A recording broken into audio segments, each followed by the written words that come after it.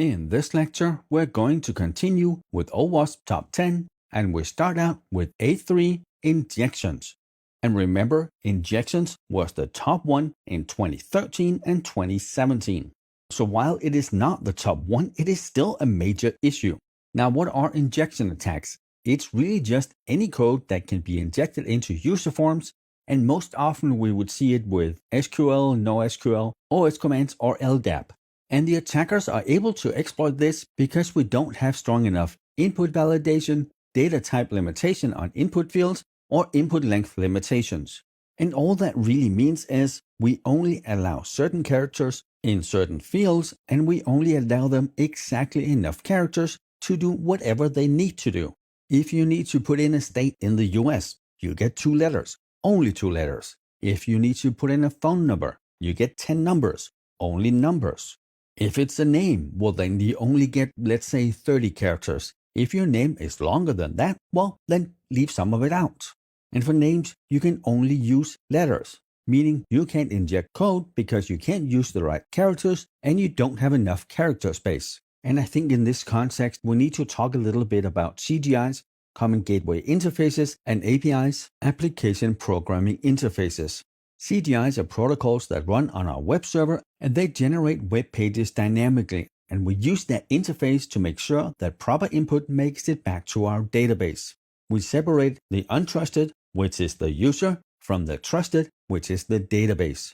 Now, honestly, we don't use these so much anymore.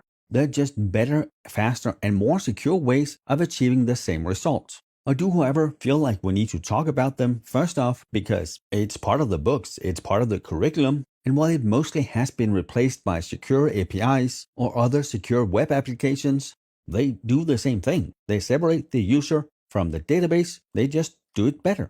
And then we already covered most of the what can we do to fix this. We have a positive list for what we can put into a field, so each input have very specific limitations. We use the secure interfaces in between the database and the user, and then we have settings and restrictions that limit how much data exposure we will have just in case the attacker actually launches a successful injection attack.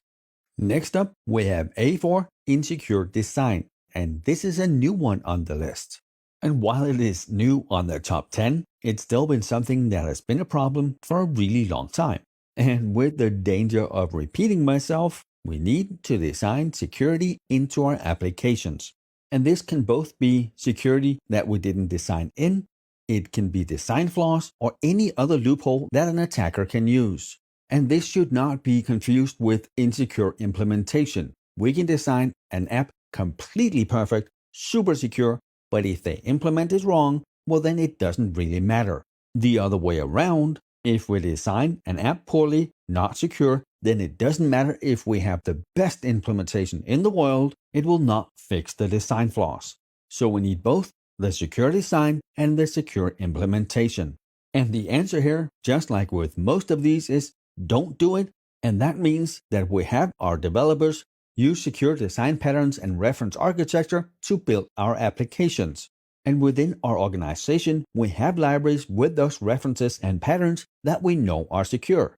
And then, of course, before we finalize the application design, we have a red team. Those are the attackers. They do threat modeling and penetration testing on the application.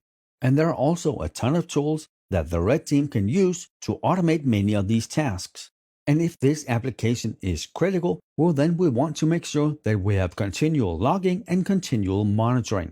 Remember, logging is gathering the data, monitoring is making sure that the application is available, that it responds to user requests in an appropriate amount of time, alerts us of issues and the data being used. Next up, we have A5, security misconfiguration, and that is pretty much what it sounds like. We configure our security wrong. And that can be wrong configuration in databases. It can be us not removing the default access, the default accounts, the standard settings. So us not doing the basic server and application hardening. If we don't patch everything, or the patches are not up to date, and really that needs to be on everything. If we're virtualized, then the VM, the supervisor, the OS, the web server, the database management system, the applications, everything needs to be hardened and everything needs to be patched. On the 2017 version, security misconfiguration was A6. It's moving steadily up the ladder because security configurations are more prevalent the more we push to cloud. Because with cloud servers, maybe we haven't trained our staff enough, or they just turned security features off by mistake. If you remember that Republican consulting firm that lost, I think, almost all the voting records for the entire US, that happened because they were using an AWS server and they decided to turn off security features that were enabled by default. So it doesn't matter if you have this super secure building if you leave all the doors open. And we have pretty much covered what we can do, right? We configure things right, we remove all the default access, we patch everything, we do proper hardening on everything. And then if we choose to turn security features off, well, then we do proper risk analysis so we actually understand what are we turning off, what's going to happen when we do this. Next up, we have A6, vulnerable and outdated components. Similar to the cryptography, we don't use outdated or vulnerable components, and they can both be client and server side. That can be our OS, the application, the database management system, the APIs, all the components, the runtime environments, the libraries, and everything else. So we don't let our developers use depreciated code, use objects that are known to be not secure, and the programmers are not bad people, right? Well, at least most of them are not. They don't do this to make us less secure. They do it because that's what they're used to. That's the library they have. They're not sure about the new code. They're afraid to break things. So for those reasons and many others, it's just easier to use code that they're used to, use libraries that they know, because just like anyone else in IT, they need to produce some sort of result in a certain time frame. Now, what can we do to stop it? Obviously, we give them the proper training. We only use secure code, secure objects. Again, proper patch management. We scan for vulnerabilities. We have the continual monitoring and logging. And then we delete any features and programs that are not in active use. And with that, we're done with this lecture. I will see you in the next one where we continue on even more OWASP.